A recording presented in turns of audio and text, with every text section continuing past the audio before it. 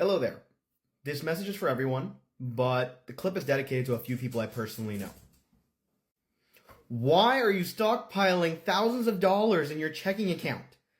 Checking accounts pretty much pay like 0% interest, while if you do a little bit of homework, you can get a high interest savings account that pays up to 2%. Say you have a high interest savings account that pays 2%.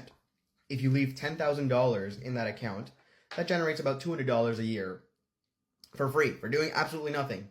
If you're leaving it in your checking account with 0%, it's making you nothing. You have given $200 away to your bank for free for holding your money. That's the first step you could do. If you're at least doing this, great, you can move on to investing. That's a topic. And yes, if your beliefs don't allow interest, you're excused.